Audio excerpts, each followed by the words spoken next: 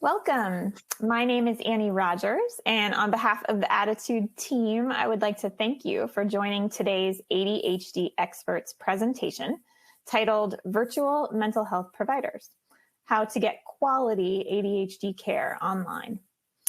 Shorter wait times, appointments from nearly anywhere, and a bounty of available specialists. It's really no wonder that patients find virtual healthcare so promising. Telehealth is not new, but since the onset of the pandemic, online treatment has become the norm for many of us. Faced with so many new options, though, how can patients be sure they're receiving effective ADHD care in a virtual atmosphere? Whether you're seeking virtual or in-person services, today's webinar will discuss what a proper ADHD assessment and high-quality ADHD care looks like. We'll learn the best practices in the delivery of telehealth and how to advocate for the best care in the virtual space. Leading today's presentation is Dr. Maggie Sibley. Maggie Sibley, Ph.D., is a psychologist and researcher at the University of Washington School of Medicine. You can learn more about Dr. Sibley and her work at www.margaretsibley.com. That's margaretsibley.com. Before I hand over the microphone to Dr. Sibley, I do have just a few housekeeping items. Those of you who are tuned into the live webinar may submit your questions for the expert at any time. Just navigate to the text box under the video player. To download the slides, click on the Event Resources section of your webinar screen. And if you are interested in the Certificate of Attendance option, look for the instructions in an email you will receive about an hour after the live broadcast. If you are listening in replay or podcast mode, visit ADDitudeMag.com and search for podcast 406 to access the slides, the webinar replay, and the Certificate of Attendance option. If you are interested in learning a bit more about the promise and challenges of ADHD telehealth, you will want to read the feature in our forthcoming fall issue of ADDitude magazine. To make sure you receive the issue, visit ADDitudeMag.com/subscribe and sign up for the magazine today. Finally, the sponsor of today's webinar is Inflow. Inflow is the #1 app to help you manage your ADHD. Developed by leading clinicians, Inflow is a science-based self-help program based on the principles of cognitive behavioral therapy. Click the link on your screen to download now on the App Store and Google Play Store. ADDitude thanks our sponsors for supporting our webinars. Sponsorship has no influence on speaker selection or webinar content. So without any further ado, I'm so pleased to welcome Dr. Sibley. Thank you so much for joining us today and for leading this really timely and important discussion on telehealth and ADHD. Thank you. And everyone, it's so good to be here. I'm looking forward to this conversation, not just the presentation part, but also the Q&A at the end. Starting out, I want to just share my disclosures relevant to this training. I think mostly that I've received some consulting fees from Supernus Pharmaceuticals, and also that I have a book on treating ADHD that I get royalties from Guilford Press. So here we go. We are going to try to cover 3 topics today. First, I want to talk a little bit about what is telehealth. How do we define that? Then I want to share with you all what guidelines professionals have to follow when diagnosing and treating ADHD in adults. Then I'm going to go forward and talk with you all a little bit about whether providers can follow these guidelines and deliver high quality care using a telehealth modality. So what is telehealth? Telehealth is defined by the federal government as two-way, which means patient to doctor, real time, which means that we are interacting with each other, communication between the patient and the provider, not at the same site. This can include a lot of things like live phone calls, video calls, receiving and sending messages through a patient portal, using remote monitoring tools from your home to send a doctor information about your health. So in the modern era, we're all using lots of different applications of telehealth in pretty much all of the healthcare that we're receiving. It's important to realize that telehealth is a mode of delivery. It's not a different service. It's the way that we deliver services, and the same professional standards that apply to face-to-face care also apply to telehealth. In terms of ADHD, we can see telehealth entering the diagnostic and treatment world in a few different ways.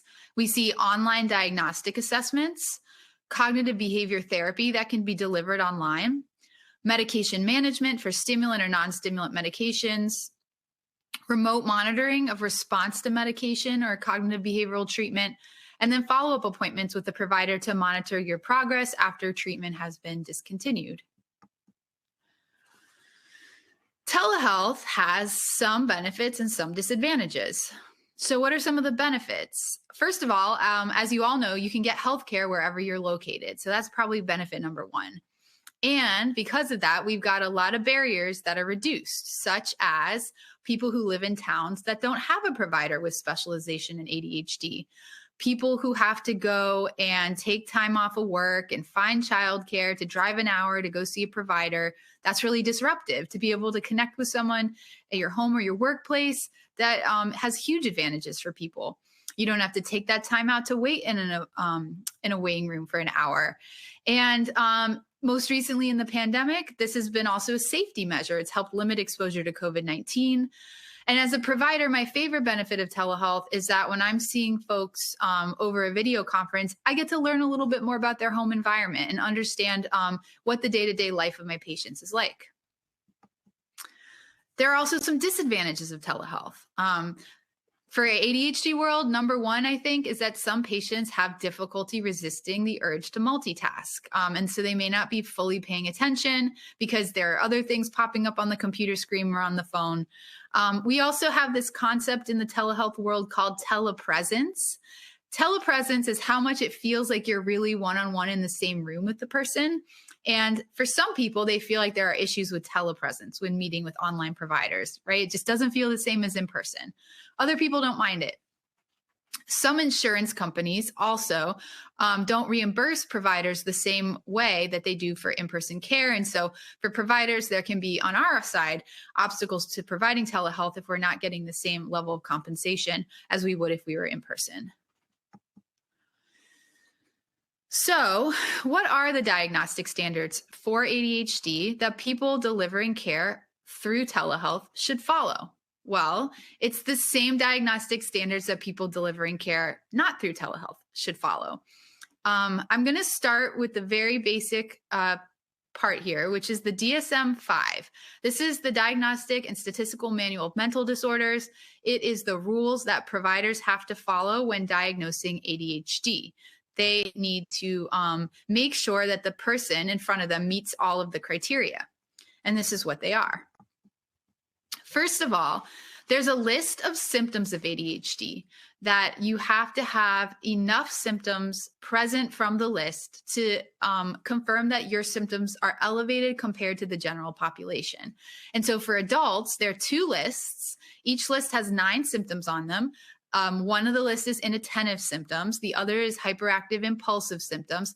And adults need 5 symptoms off of one of the 2 lists. If you have those 5 symptoms, and so therefore we feel pretty convinced that you have an above average amount of ADHD symptoms, then you have to follow, you have to meet a few more criteria. First of all, we think about ADHD as a life course disorder. It's generally thought of as something you're born with and something that kind of emerges over time. Not everyone is diagnosed in childhood, but hopefully we have enough information when we're diagnosing an adult that we can learn about their childhood and agree that those symptoms were probably always there, but for some reason that person never came to the attention of mental health professionals. So we have a requirement that we have to sort of substantiate that the symptoms started before age 12. And we have to make sure that the symptoms are not just restricted to a single situation, like a really bad, hard boss, right? The symptoms have to be present in multiple settings. At home, they have to get in the way. At work, they have to get in the way of your social life and other contexts. And we have to make sure that the symptoms are problematic enough that they're actually causing difficulties in your life. So there are certainly people out there with ADHD-like tendencies in their personality, but we only give the medical diagnosis of ADHD if the symptoms are strong enough that they're really causing the person a lot of problems in their life. Finally, we have to make sure that the symptoms of ADHD that have been checked off on the list are not better explained by another reason. So there are a lot of medical disorders. There are a lot of other mental health disorders that share features with ADHD. And clinicians diagnosing ADHD have to be very diligent to make sure the symptoms aren't coming from another source. So, how's ADHD diagnosis different from other mental health disorders? This is an important point I want you guys to remember. Diagnosing ADHD, especially in adults, takes a lot more detective work than it does to diagnose, say, an anxiety disorder or a depression disorder, or other types of disorders in the mental health spectrum. Why is this the case? Well, first of all, ADHD symptoms can be subjective. We'll talk more about all of these different bullet points in a second. They can overlap with other conditions. There's a lot of symptoms on those lists that also are symptoms of other disorders too. ADHD has a lot of mimics. We'll talk about what those are.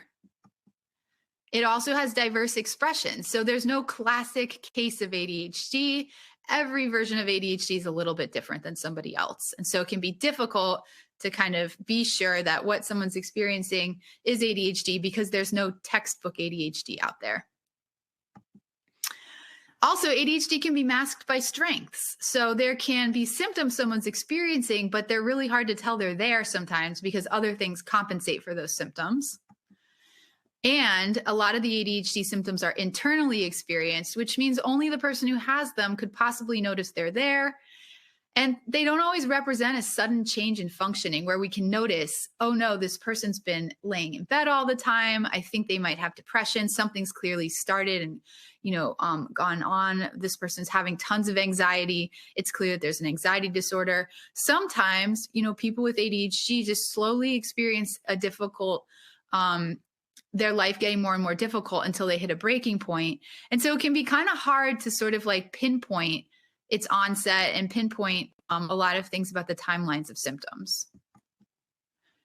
And ADHD requires multiple perspectives and comprehensive history taking. So unlike a depression or anxiety disorder diagnosis, where you can pretty much just talk to the person, get them to fill out some key questionnaires that really kind of make it clear what's going on. For ADHD, you have to talk to other people besides just the individual to make sure you have full good information on what whether or not they have the disorder. And so our understanding of ADHD is that this is a chronic disorder. It's something you pretty much experience most of your life in most cases. It doesn't necessarily go away, but it can be managed successfully to the extent that it doesn't interfere with your life anymore. Most of our science suggests that ADHD has biological origins. Most cases of ADHD can show a family history, genetic risk. We have identified some biosignatures of ADHD, but we're not precise enough with them that we can use those biosignatures to diagnose. And also, because ADHD is a heterogeneous disorder, it means that there are more than one path biologically to the ADHD diagnosis. There's a collection of different genes and collection of different regions of the brain that contribute to ADHD. And so no two people necessarily have the exact same biosignature of ADHD. But what we do know is that typically we see dysfunction in rewards processing areas of the brain, cognitive control, and executive functions. Those are some of the common neurocognitive features of ADHD. We know that environmental factors typically don't cause ADHD in terms of what our science says, but certainly can contribute to it and exacerbate existing biological risks. So, why is it a challenge to diagnose ADHD in adults? I'm giving you guys the inside scoop from the provider. So, this is the symptom checklist for ADHD. As you're scanning it, this is where we have the two lists: on the left, the inattentive, and on the right, the hyperactive impulsive. And you have to have 5 symptoms off of either of these lists in order to be diagnosed with ADHD. So one point here is that you could come up with multiple combinations of symptoms that people could have that aren't anything like each other, and they would all get the ADHD diagnosis, right? So ADHD looks different in different people.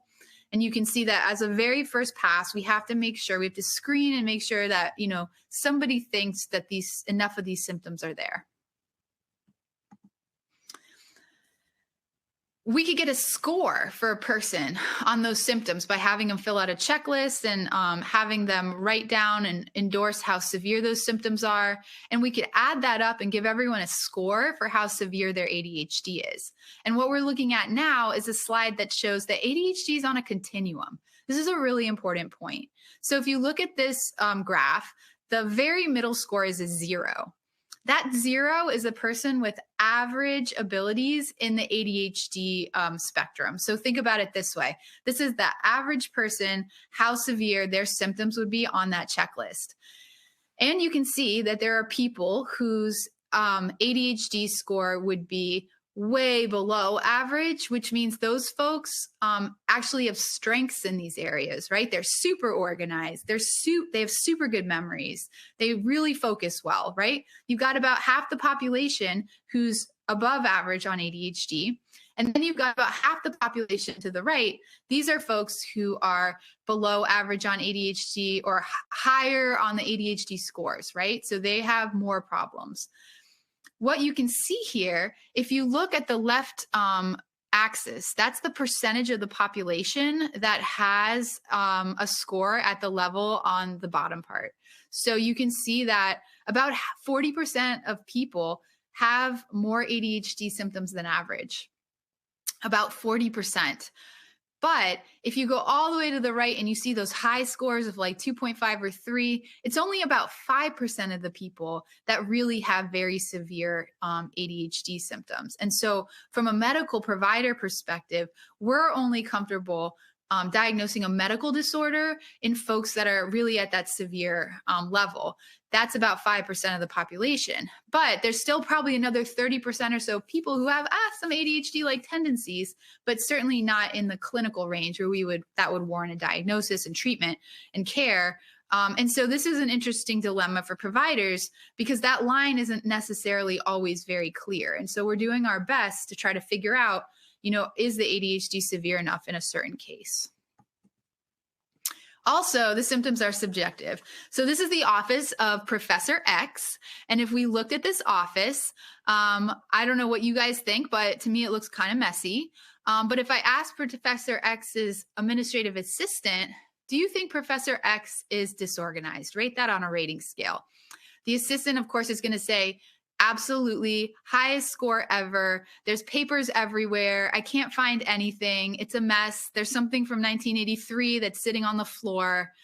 But if I were to ask Professor X, do you think that you're disorganized? Rate yourself on this checklist. Professor X might say, absolutely not. I have a whiteboard system. I write down really carefully everything I need to do to manage my time. I stay on top of all my deadlines.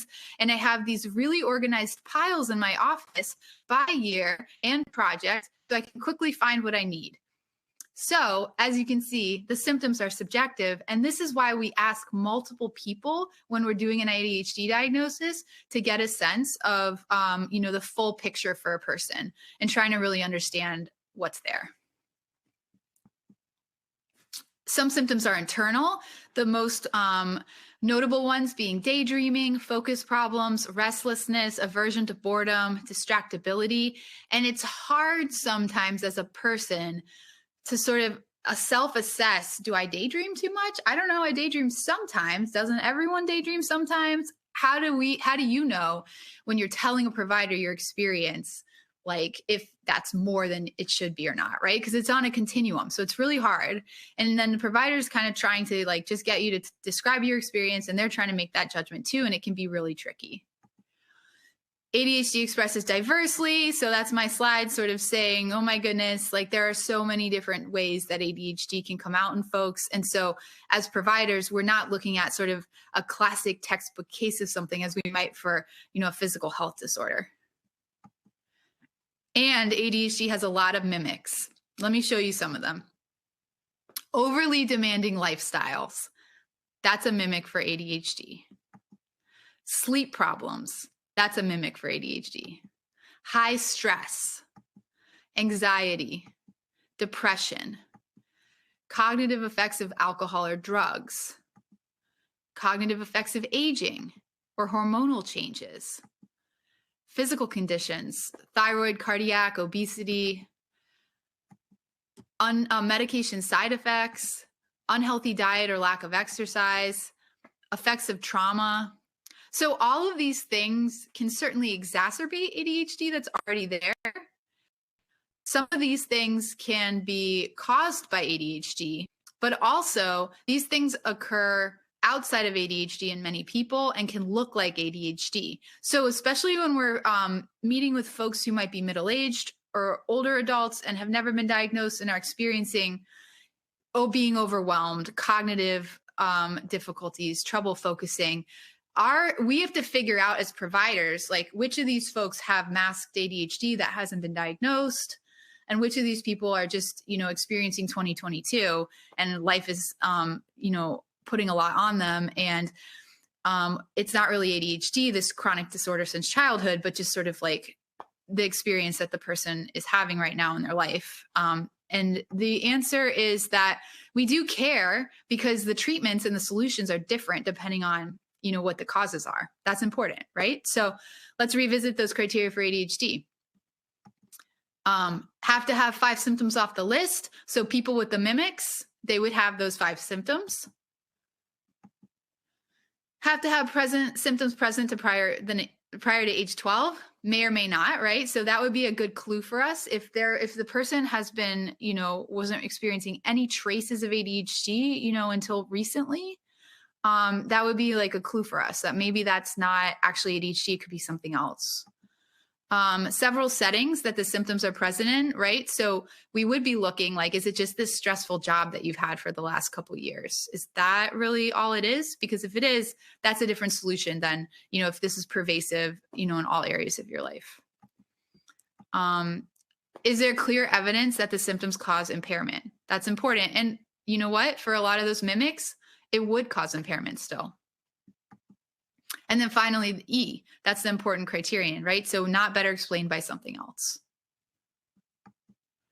So why should you want a correct diagnosis? I mean, I get it. You could look at this 2 ways, right? Like, who cares if the diagnosis is accurate or not, as long as the treatment helps me, right? So that is an important point. But the diagnosis informs treatment because your ADHD symptoms, or whatever the symptoms are not going to get satisfactorily treated if you don't pick the right treatment. So for example, the ADHD treatments that we have are not going to be effective for stress.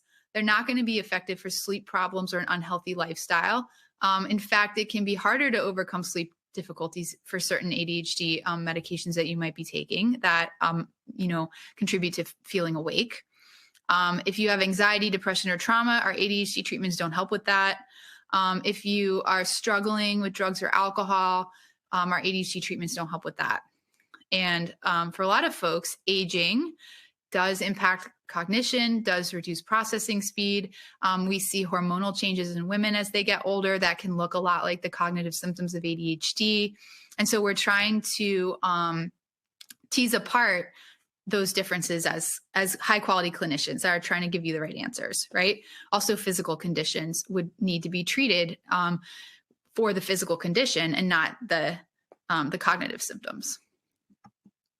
Okay, so best practices in ADHD diagnosis. This is the care that you should be receiving. Let me say this. If you've been diagnosed with ADHD for years by a provider who did a good assessment, you don't necessarily need to re-go through this best practice in a first-time ADHD diagnosis every time you switch providers. That diagnosis, if it's one we're confident in, can follow you, and you don't necessarily need to receive this high intensity care. But if this is the first time you're coming to clinical attention for a possible question of ADHD, then this is really important for us to take this care with you. Who can diagnose ADHD? This is really important. First of all, it needs to be a licensed clinician, and that licensed clinician needs to personally interview the patient and review all additional information collected. So that person needs to be who you're working with.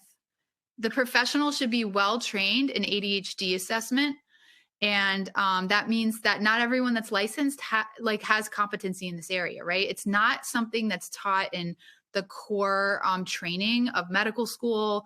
It's not always taught in the core training for mental health providers, but people who want to specialize in this area will get special training on it, and they'll know how to do this well.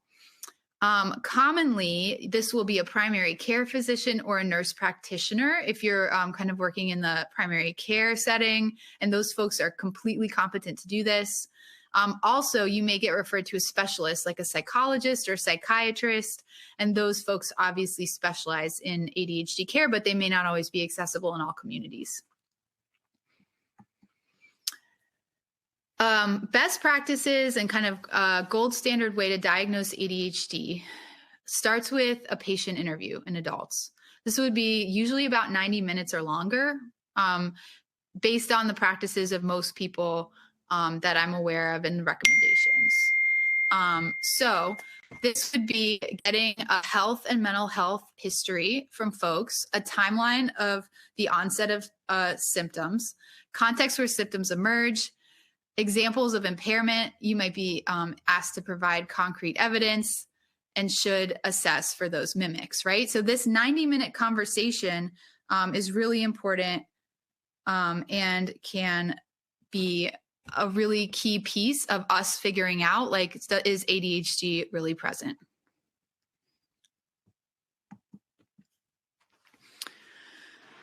Part of this also includes obtaining multiple perspectives, which is best practices. So think about it this way. We have to get information from other people who know you well in order to be confident that the symptoms are there.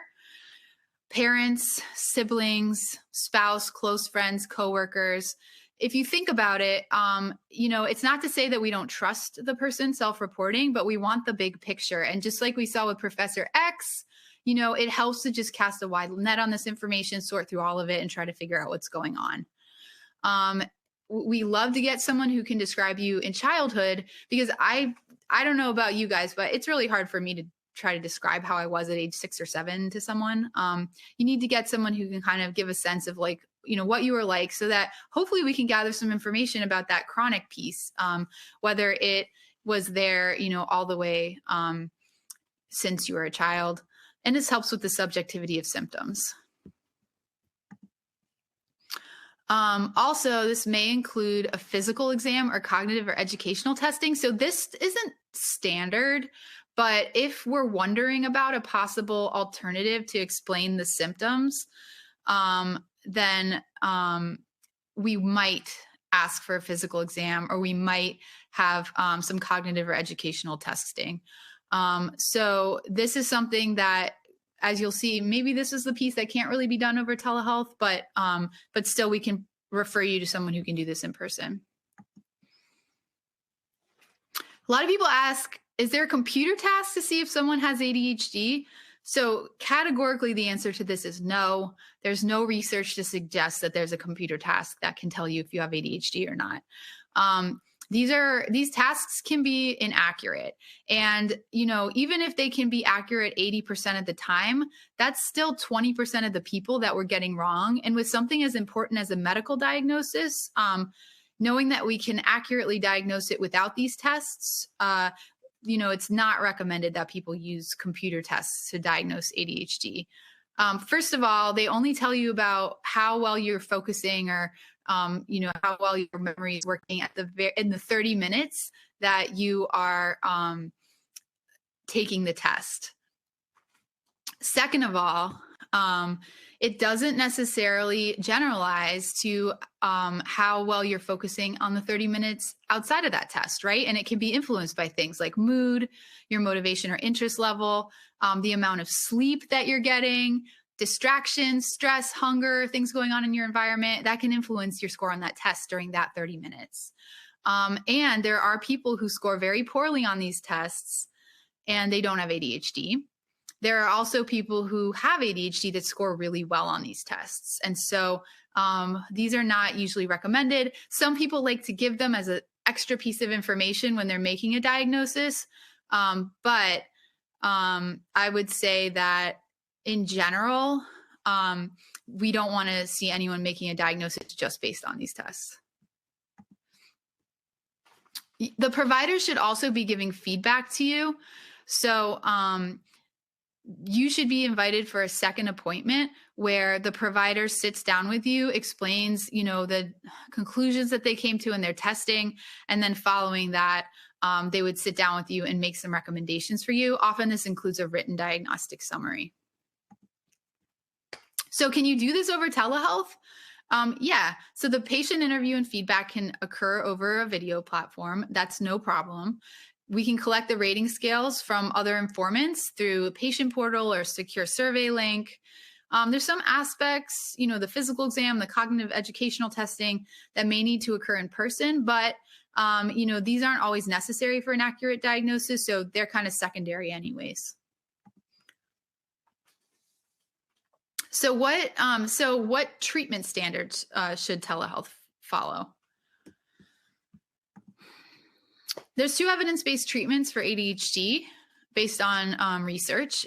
One is the category of pharmacological treatments, and the other is cognitive behavior therapy. Everything else would be considered experimental at this point and not well established yet. Pharmacological treatments include stimulant medications and non-stimulant medications. There's actually 2 now that have been FDA approved for adults as of like the last couple of weeks. So atomoxetine and then viloxazine. But stimulant medications are first line treatment, which includes methylphenidate or amphetamine derivatives.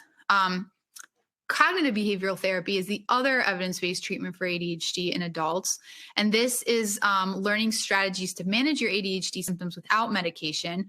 It also addresses thinking patterns that exacerbate your ADHD related to self-doubt or procrastination or motivation difficulties.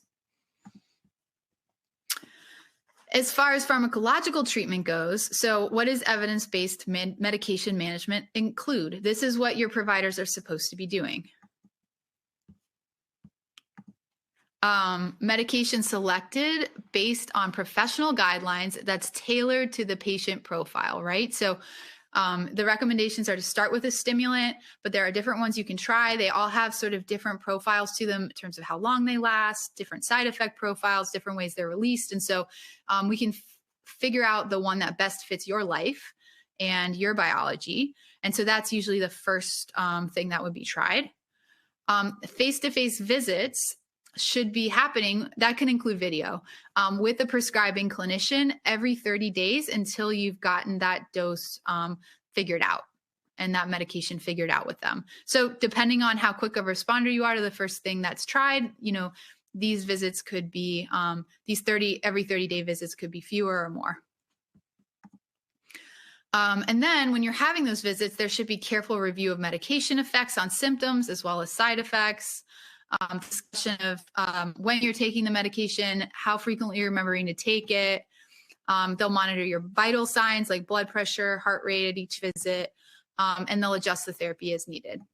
Once you're kind of stable on a dose that's working for you, then usually you would be meeting less frequently. So that would be every 3 months commonly. Can we do this over telehealth? So yeah, face-to-face video calls with the prescribing provider can occur as with in-person care. Vital signs can be monitored with at-home monitoring devices. So this is all feasible. There are some legal issues, though. So in the US, stimulant medications in particular are classified as controlled substances by the DEA. There was a temporary lift of this during COVID-19. So, we could prescribe stimulant medications over video interactions during that time. But, that's a temporary lift. And so that may not be a permanent lift. And we still are waiting to find out about that. Then with cognitive behavioral therapy. So CBT, what does it usually include? So organization skills and time management strategies, learning about how the relationship between your thoughts, feelings, and behaviors can exacerbate your ADHD, setting personalized treatment goals, monitoring progress weekly, helping you figure out what environments and what lifestyle factors help you succeed and feel your best, problem-solving challenges in your life, emotional support for, ADHD-related difficulties, thinking about how the people in your life can support you. So a CBT therapist works with you on all these different things. And you can imagine how that's a great complement to medication, right? Like not only are you biologically learning to focus better, but now you're kind of also thinking, well, how do I arrange my life to be successful, given that I'm going to have maybe to deal with these symptoms in the long haul? CBT should be delivered by a licensed person, a mental health therapist. So that's usually a psychologist, a social worker, a licensed mental health counselor. So, and even though a lot of the things on this list don't seem like rocket science, it's more about just that the complications that can stem from ADHD while you're sort of like trying out all these new ways to your life need to be under the care of somebody who is licensed to take care of things if things take a left turn, right? You need to have the person there who knows what ADHD looks like when it's getting worse, who can help make sure that you're, if a crisis happens, that you have the support that you need. And so it is really important to get this kind of help from somebody who's trained and licensed. CBT can be group or individual, and you can run groups online as well. And patient is given therapy homework each week to try to apply the things they're learning to their lives. CBT is typically short term, so like 3 to 6 months, which means that it's not like long-term supportive therapy with a psychologist for years and years. It's really designed to kind of give you tools and let you kind of spread your wings and fly away with those tools, and take your life in a positive direction. So can CBT be delivered via telehealth? So yes, a lot of people are doing CBT via video calls now, and you can share your screen to do worksheets together. You can email people resources, send things through the patient portal.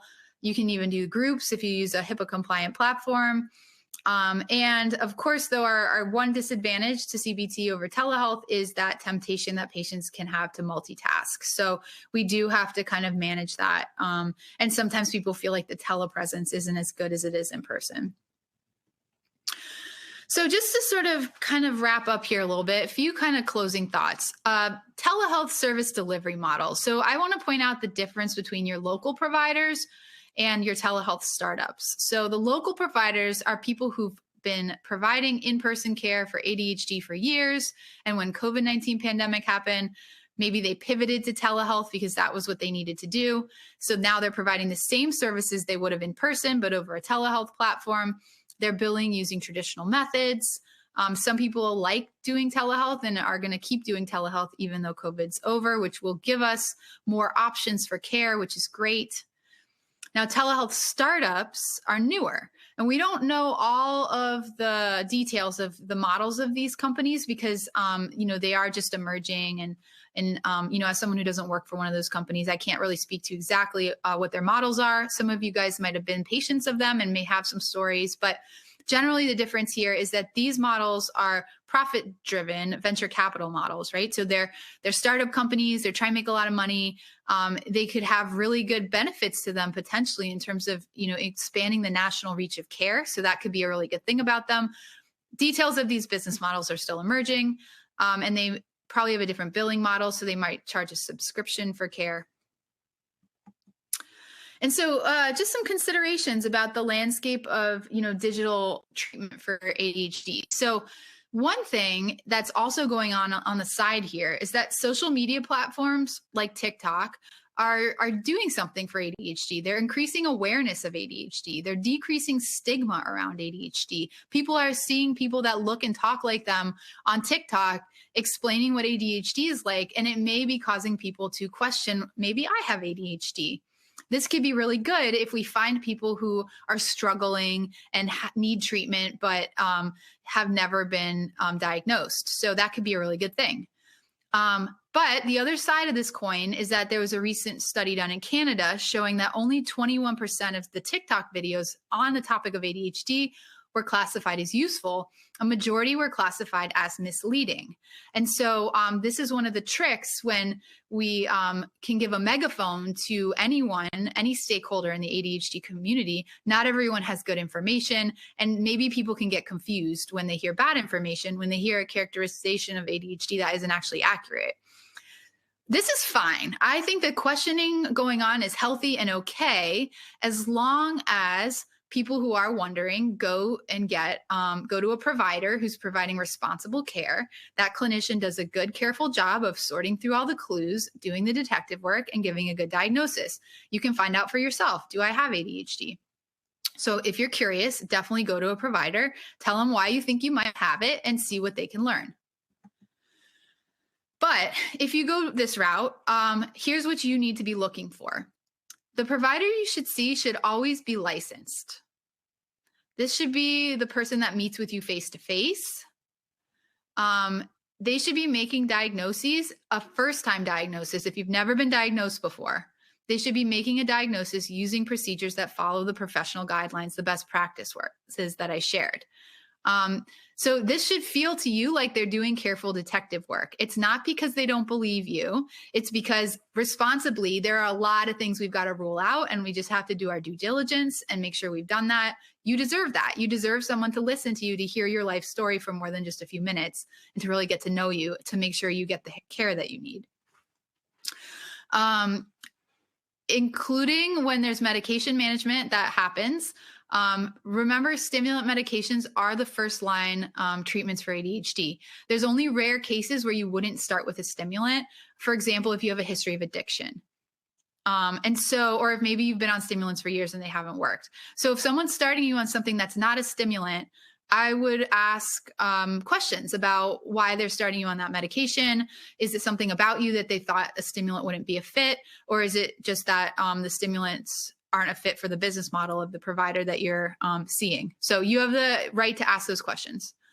Also, you should have somebody who explains to you all your treatment options, right? You could take a stimulant, you could take a non-stimulant, you could do CBT, you could do a combination of CBT and one of the medications. They should explain to you the pros and cons of those different options and let you get involved in the decision-making. That's best practices in care. It should be a two-way conversation so the patient has some sort of say in their care. Like I mentioned, you should be meeting with them for, at least 90 minutes, I would say, unless you're someone who's got a long-standing ADHD diagnosis. And you want a person who's going to be monitoring your medication carefully and regularly and making treatment recommendation based on what's best for you as a patient after getting to know you well, and not based on the best fit for their business model. So I'll stop there and we're going to do some Q&A. I'd be really interested to hear about people's experiences with different types of telehealth. And I will stop there and ready to answer questions.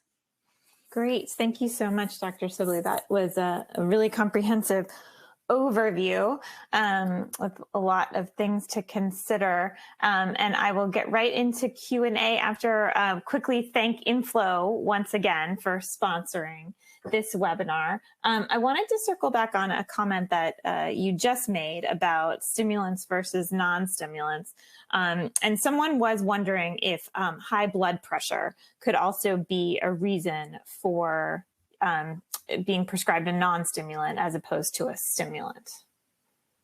Just a caveat, I'm not an MD, so this isn't my day-to-day, but they do monitor blood pressure when they prescribe stimulants, and that could be a reason that they decide that the medication wasn't a good fit for you. Whether or not they would take an existing, blood pressure concern and have that influence the initial prescription, I would defer that question to an MD who could talk about that thought process for them.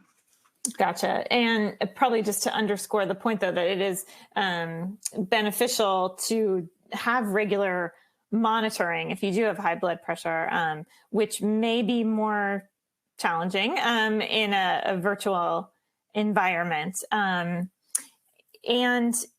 let's see, you talked here at the end about some of the signposts of quality ADHD care. And one of those I wanted to underscore, and that was meeting sort of regularly to check up on how the patient is responding to the medication. Can you talk a little bit more just about that process, what a patient should expect when starting out on a new medication, the process for adjusting the dosage and managing side effects? So the providers should be meeting with you within 30 days of your prescription to review how that prescription is impacting you. And so sometimes they will systematically give you like a questionnaire to fill out about your symptoms and the side effects that you're having, and then they'll review that with you. Or other times they might do it in more of a conversational manner. But either way, those are the key things they should be asking you about, making sure that the taking of it itself is fitting into your life, that you're taking it regularly, you're taking it at the right time. And if they detect that side effects are not satisfactory, or they detect that it's not working optimally for you, they might make a change either to the dose they're giving you or to the actual formulation itself that they might be giving you. So they are titrating is the word we use, right? They go in and they're trying to like really gather information about how the medication is impacting you so they can make a judgment based on their professional experience about if that's the best fit for you or they can do better. Okay, that's helpful for setting expectations. You should not receive a new prescription and then with no plan for following up. It is almost always a process to get the medication just right. And a few questions came in also about what's the best medication for an older adult or a woman or a child. Basically, there is no best medication for any type of person. It's very personal and individual. So I don't want to speak for you, but from our experience at ADDitude, that is definitely what we've heard. So any provider who tries to tell you that this is the best medication for someone like you, I would think that would be a red flag, right? I don't know. It depends on a person's situation. Obviously, like the best example is if you have a history of struggling with addiction, it might make sense not to give you a stimulant medication because that could be a temptation for you to misuse. So there can be situations like that. And I'm sure we could come up with others where there was a clear best medication to start with based on your patient profile. But categorically, there's so many factors that go into what you respond to that it's not as simple as, you have X, Y, and Z features. And so this is obviously going to be the medication for you. Right. Okay. And I'm wondering about if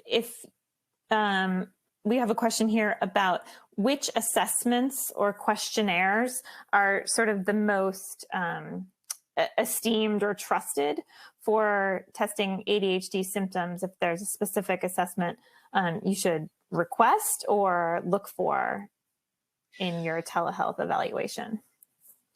There's a lot of very similar questionnaires and checklists to each other. The Conners is obviously kind of one of the most well-known.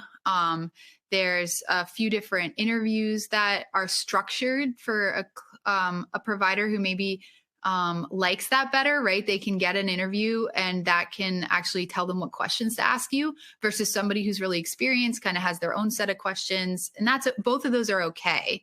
the main thing is that they eventually get all the right information from you. So the types of things I was mentioning in the slides are the things they should be asking about. If they don't send a questionnaire out to somebody that you know, maybe that's something I would want them to do. Again, not because we don't trust you, but because it's really good to just see the big picture, right? And to get somebody else's take on you too. Because there might be things that they notice in you that you don't even notice in yourself that could help clarify that diagnosis. So, it's mostly it's not which questionnaire they give, but that they're giving them is that most important thing. Gotcha. Okay. Lots of questions coming in about CBT, as well as coaching for ADHD. And just wondering about good, esteemed ways of finding qualified CBT practitioners, as well as ADHD coaches. I'm wondering if you have any guidance on either of those. It's easy for me to speak to the CBT part first. First of all, if you go onto a website in the US like Psychology Today, and you can see all of the providers in your area, and you're like looking for people who say they specialize in ADHD and say that they have an orientation of CBT, that's what I think is the easiest way to find someone in the US. And you can ask them questions about are you comfortable working on me with X, Y, and Z, issues? And that's a good way. And there's a lot of people who are well trained in that.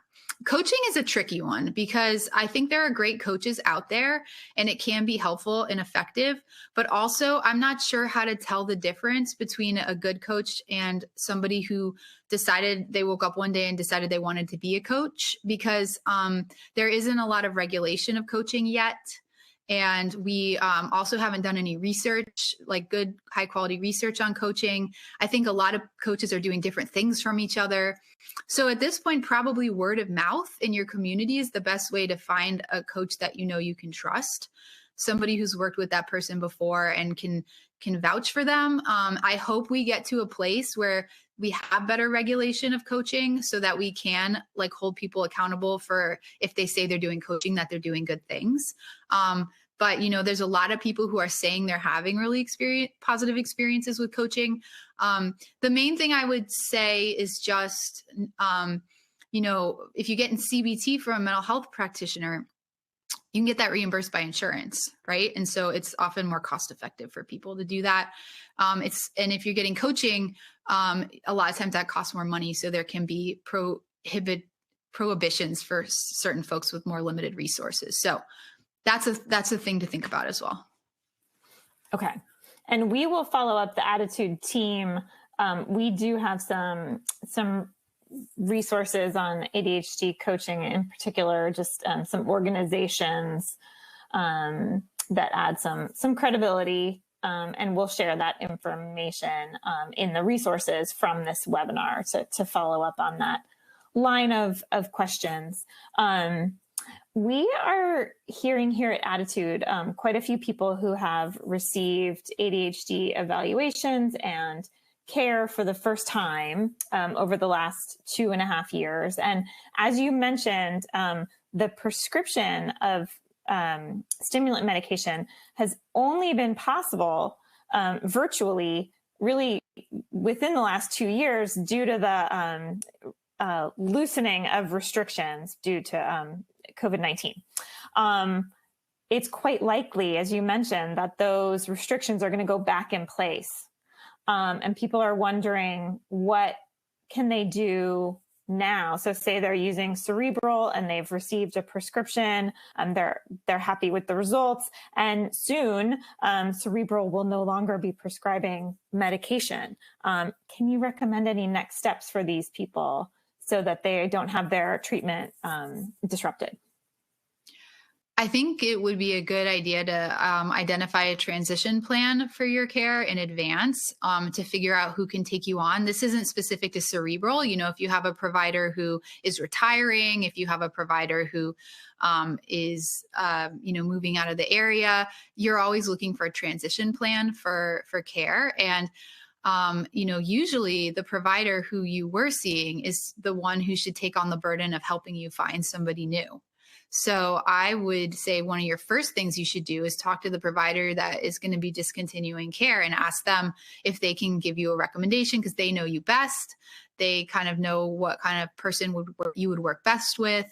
And that's often how it's done.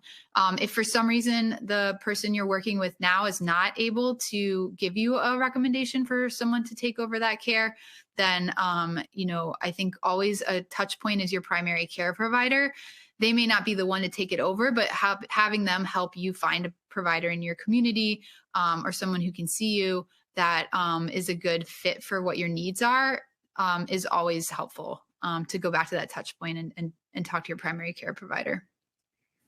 Right. And yes, we do not know exactly what the timeline will be, specifically around the prescription of stimulant medications, but we do know Cerebral will be discontinuing that service in October, and waiting lists can be quite long. So it would make sense to begin that process now with the anticipation that the end is near. Okay, let's see. A lot of people wondering, if they're looking at exactly this, finding, in-person prescribing physicians who are offering telehealth care because they live, in an area without any specialists. Do you know of any good ways to find those ADHD specialists who offer telehealth care specifically? Well, most people are probably trying to get care through their insurance if they're not doing one of the startup models. And so the first thing that you can do is to go through your insurance website and look at who's in network. And you can start by reaching out to those offices and asking if they're willing to do telehealth as part of their, care package. And, if you are doing this early, hopefully you can identify someone, get on their wait list now. And by the time you need them, they'll be ready to see you. So that's like kind of the number one thing. If you're looking for a psychologist or somebody to do CBT with you, again, if you go onto a website like Psychology Today, or if you go through your insurance and look who's in network and look up their website, usually they say on there if they're willing to do telehealth or not. And if it's not clear, you can always reach out to them and ask them. Okay. Wonderful. Yes. And I also did want to touch on the number of adults here who do not have a diagnosis, and they're wondering, you had mentioned that symptoms should be present before age 12, but is it true symptoms are often missed or misdiagnosed? So if you weren't diagnosed as a child, that doesn't mean that you don't necessarily have ADHD, that an evaluation at any age could be quite productive. Yes? That's right. Yeah. So just because no one noticed you had the symptoms before age 12 doesn't mean they weren't there. But hopefully in retrospect, talking with the person interviewing you and sort of going back through records or whatever, you can find some clues to suggest that it was there. If it wasn't there, you really might not have ADHD and you might have something else. And we should get to the bottom of that. Because the main reasons why ADHD isn't caught early on is because maybe you come from a culture where, it's those types of behaviors aren't seen as pathological or problematic. Maybe you have intellectual gifts that allowed you to, do fine in school, even though you might have been, having a little trouble focusing for a long time. But if you look back, you could sort of see there were little traces of symptoms anyways. And then, there's certain people that you could see it in yourself, but people didn't think you had ADHD. This happens in women a lot. It happens in people of color, where it's just like you don't look like what people think of when they think of ADHD. And so, like, despite it, being very clear that you had those symptoms in retrospect, like no one ever diagnosed you. So in those cases, I think we're really comfortable making diagnoses, but it's when somebody seemed to be functioning perfectly fine for a long, long time. And then suddenly, they're having trouble, that we're often like just doing the detective work of, could something else explain this? Because that's not what ADHD usually looks like. Right. Right. And you did mention that some people are particularly good at developing coping mechanisms. And that is often the case in our experience with women, and that they hit these inflection points, whether it's parenthood or menopause, that can kind of push their symptoms into the territory where they're not manageable. So there are those triggers to keep in mind. And I'll just quickly mention the trauma of a pandemic may be something that could cause symptoms to flare as well. Okay, so unfortunately, we are just right at the 1 hour mark. So we have run out of time. Lots of good questions here today, and so much really productive and helpful information. Thank you so much, Dr.